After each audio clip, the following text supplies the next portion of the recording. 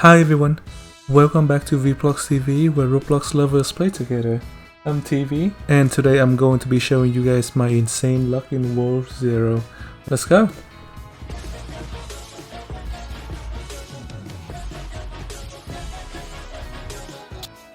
So as you can see, this is one of my runs with a couple of random people.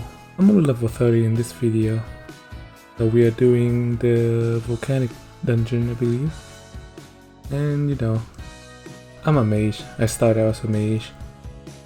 Mage is cool. Always be a mage. Only level 30. At this point I didn't even know about how you can change classes. I haven't even tried the other ones, but this is just Arcane Mage. So the mechanics of this game is a little bit different from Dungeon Quest. So this is more of a typical role-playing game, RPG game.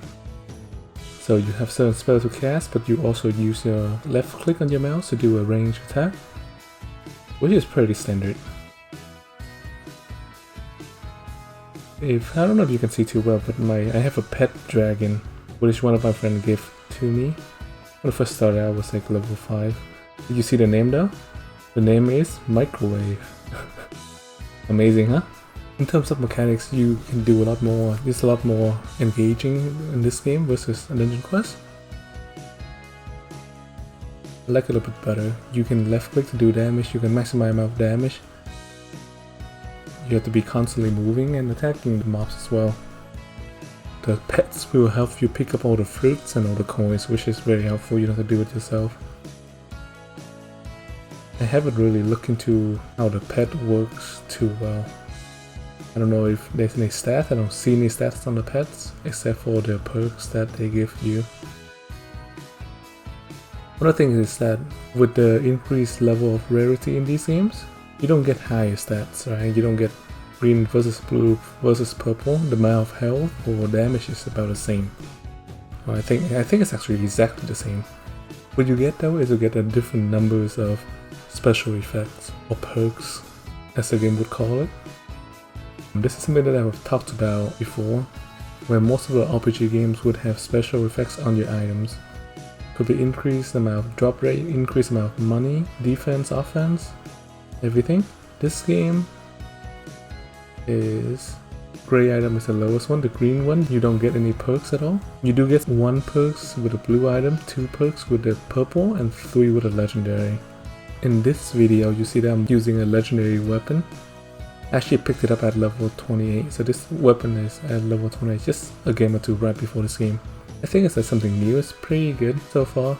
A couple things that I think about this game is, one is legendary, you can pick them up but you cannot trade them, which is a very interesting thing. You cannot trade your legendary weapons and armor. The game doesn't allow you.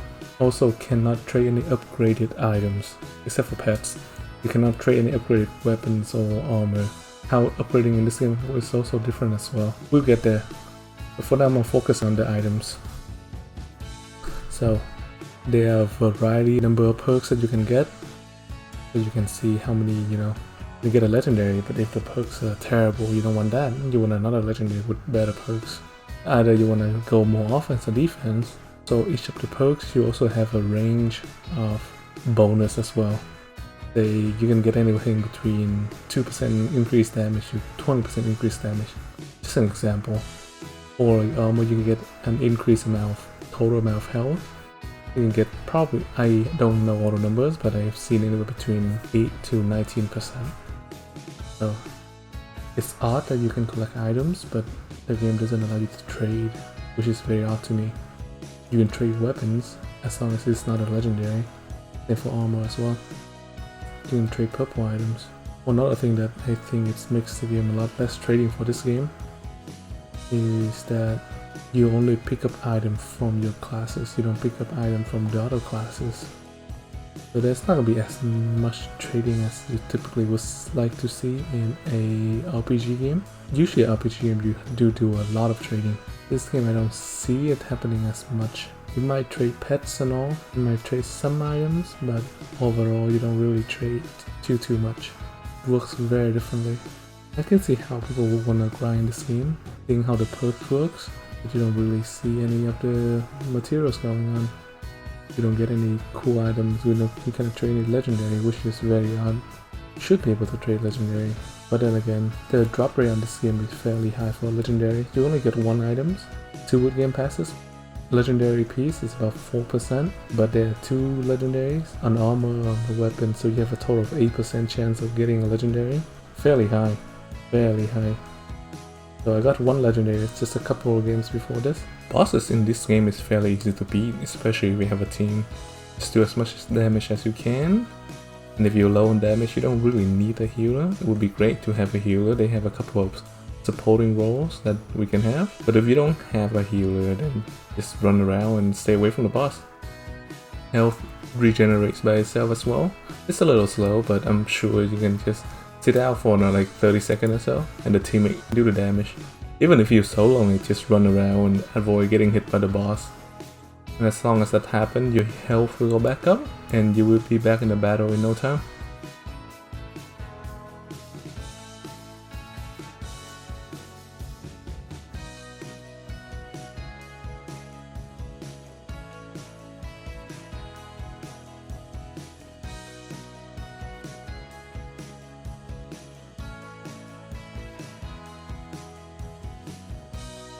I'm getting hit like man. I'm getting there, slowly getting the boss. The boss is so far, I haven't seen it being too hard yet. So far, I played this thing for a couple days. This is on maybe the second day or so when I got to level 31. I already level up. Beginning is only level 30, now I'm level 31, so you level up fairly fast. Oh no, heal me. Heal me. Uh-oh. I die. Anyway. Dungeon is clear. And let's pick up the items. So you will see that there will be...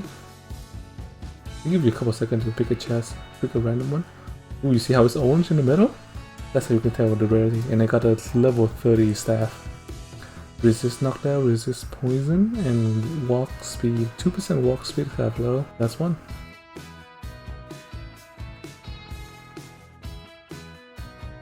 Alright, continue on into the gameplay. This is a second game. I'm still level 31. This one Aqua wanted to carry me, apparently. So we made a public game so that anyone can join. Since Aqua is much higher level, I decided to just make a public game so that anyone could get carried as well. Same gameplay here. It's a back-to-back game. Easy to level. You can pick up tons of pet food, and you can just feed them, or you can just leave them in the incubator to level up. I can't tell the difference yet. I don't know what makes them different besides maybe the skill, but the perks seems to be about the same. You just max them up by feeding them or just leveling them up in the incubator. Overall, it's a fairly easy run. Upgrading here is interesting. Upgrading here is you have a chance of upgrading your items. As your items level get higher, you have a lower chance of successfully upgrading them. I've done something similar to this before, but this game you don't lose the items. In certain games you would lose the item if your upgrade fail. In this game I don't see that. It comes down to just the cost of money, and money you can always farm, right? Money is an easy thing to get. It might seem hard at first, but I'm sure at some point you'll be maxed out and money is an easy thing to get. I do see how it gets a lot more and more expensive to the items.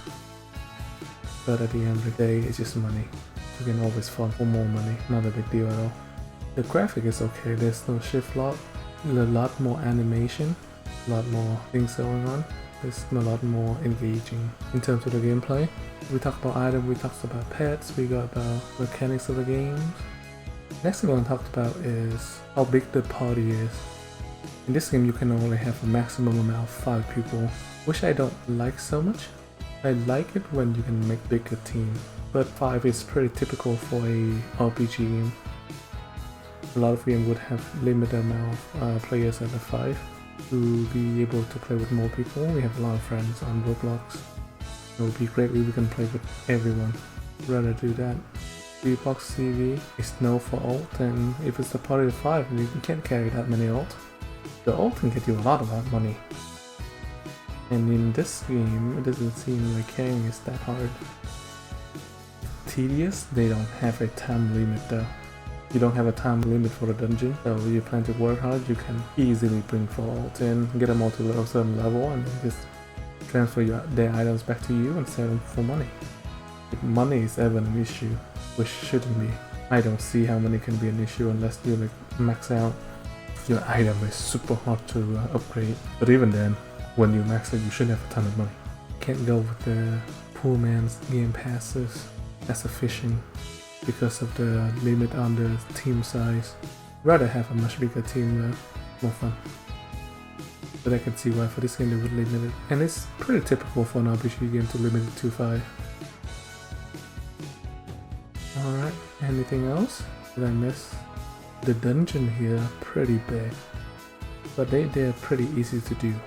It's not challenging enough. I know so many people, the game has been out for about a week or so, and I know so many people that already maxed out at level 75. So I don't know if it's gonna be a short-lived game or not, and hopefully it's not. I still jump in and out every now and then to test it out, to see how it goes. But it's fairly easy to grind up. There's still a lot of attention in this game. People still love this game. We'll see. The bosses looks fun. They have had some time to work on these dungeons until now. This gonna be their very first time releasing it free to public. The gameplay is pretty much the same. So these ones, and then we get to the final boss. Fairly easy. You don't see people dying as much in this game. It's pretty hard to die. Just wait for the health to get back up and then you're fine.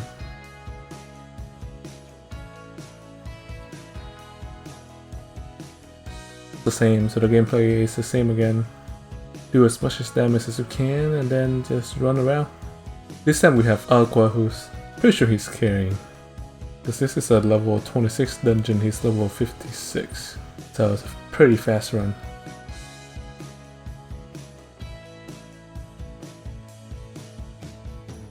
We chase after the boss. And we get the boss again. Same amount of health. I tend to spam things as early as I can, especially with Pet Dragon skills and all those skills that seem to be doing more damage. Get those ones going first so that you can use them against you. Make sure to dodge all the skill, but fairly easy. I think it's fairly easy for the bosses in this dungeon.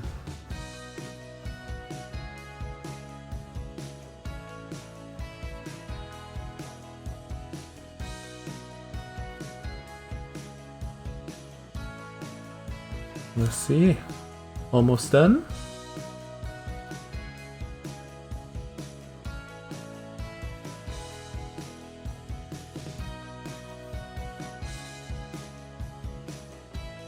Oh my god, I didn't die this time. Amazing. Amazing. Did not die this round. Alright, I'm gonna pick a chest again. Go for the left one this time. Ooh, it's another orange. Let's go. Ooh, level 30 Cloak of Embers. Did you see what Aqua said? It's the back-to-back legendary. This is real luck right here. So 4% times 4%, that means a numbers of 0.16%. So getting 2 legendary in a row, which is amazing. Especially to be at level 32. And I got 2 legendary at level 30. Which is amazing. Do you see how the drop rate is pretty high? If we could bring like 10 alts in there, I would get so many legendary. Pretty much at least one every other round or so. Even, you know, a ton of legendary. But I'm sure there's a way to beat this game. Anyway, that is my take on the game so far. Hope you enjoy it. And hope you enjoy my very, very lucky streak of legendaries. Let me know in the comment what you think about the game. And as always, stay safe, stay home, and play Roblox with us. Bye!